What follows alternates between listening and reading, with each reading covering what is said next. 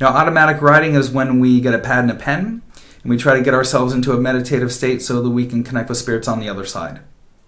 We can ask questions verbally or telepathically and try and connect with that spirit so we can write out an answer.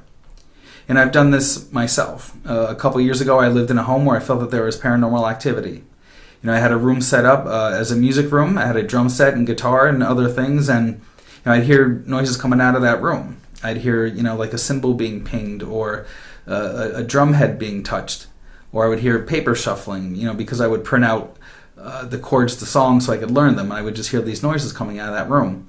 And the dog that I had at the time, he would, sometimes walk past and kind of just keep an eye on that room as he walked past. And sometimes he would sit there and just stare into the room, and I would call out to him, and he would look at me, and he'd look back at the room like there was someone standing there.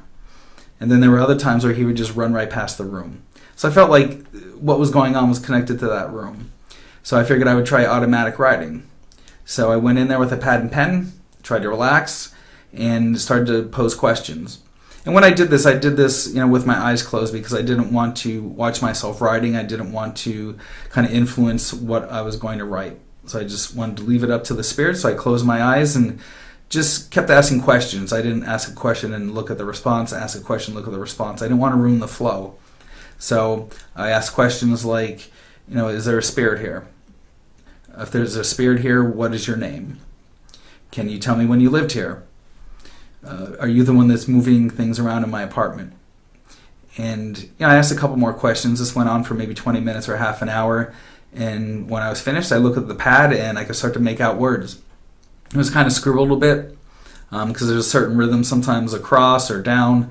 But I made out the word Henry, and I had asked for a name. I made out 1902 because I had asked for a year. And then I made out the word I'm sorry. And I'm figuring that the spirit was acknowledging and apologizing for moving things around in my apartment. So with this energy, this information, I got excited and I wanted to learn more about this spirit that may be in my home. So I figured I'd go down to the Historical Society in Wilkes-Barre. So I went there and I checked out the 1900 census, and I found a Henry Conrad living at my address. So now I had a full name.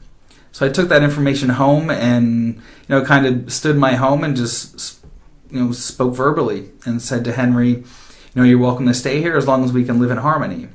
You can't hide things on me, and you can't frighten me or the dog or anyone who comes to visit here. As long as we get along, you can stay here as long as you want. And from that time forward, I feel like things started to quiet down. I still hear things once in a while, but it was never anything menacing. And I feel that's something that people need to keep in mind when it comes to paranormal activity in a home. It's not always bad. Sometimes spirits are stuck here for different reasons. Sometimes it's because they don't know or they won't admit that they've passed on. Sometimes it's because they don't know how to move on. Sometimes it's because they feel that they have unfinished business or projects to complete.